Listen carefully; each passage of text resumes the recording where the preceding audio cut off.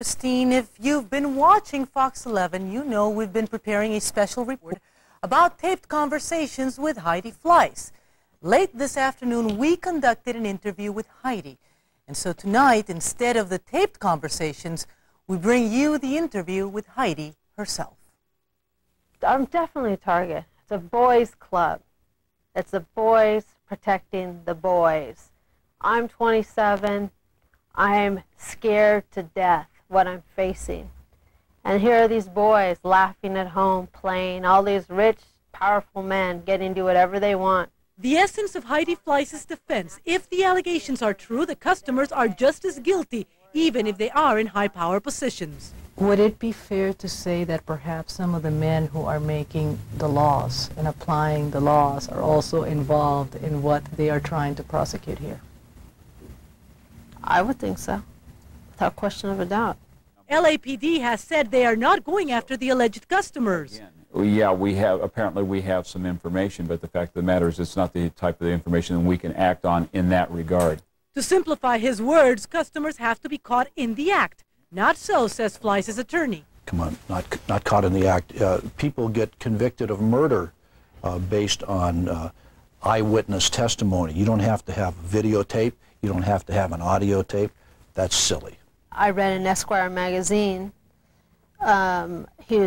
Detective Glenn Ackerman is being interviewed, and he answers the phone, and it's, quotes, a very important international businessman.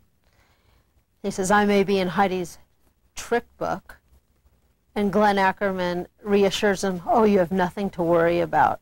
Ackerman is the head of administrative vice, directly in charge of Fleiss's case, quoted as saying the men involved are individuals of substance. Like individuals of substance from all walks of life, including the film business, according to Captain Glenn Ackerman. Ask him who they are.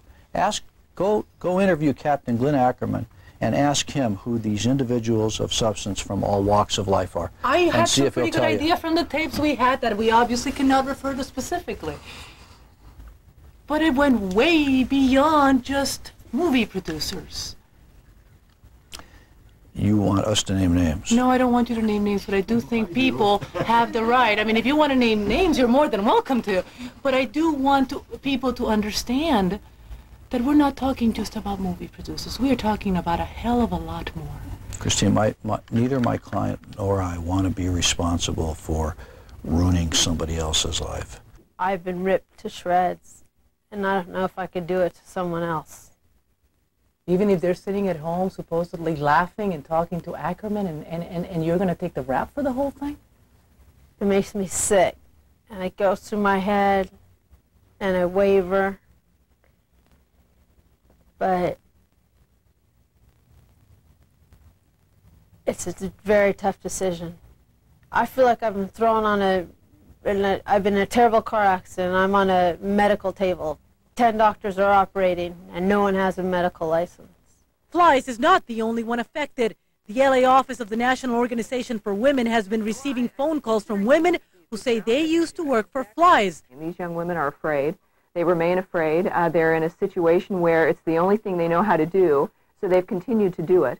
Which leads us to the point that now, for one, has made before.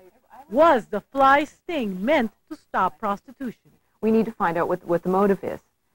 If it is to prosecute and to harm young women, that needs to stop. And if it is to suddenly protect individuals, men in the entertainment industry, in corporate Los Angeles, we need to find that out too. Why do you think they went after you? After Heidi Fleiss? Let's stay away from that. Stay away, because I know. I don't want to name names. You don't want to name names? Okay. Will we ever find out why you think? Yes. I think that when it's time to find out.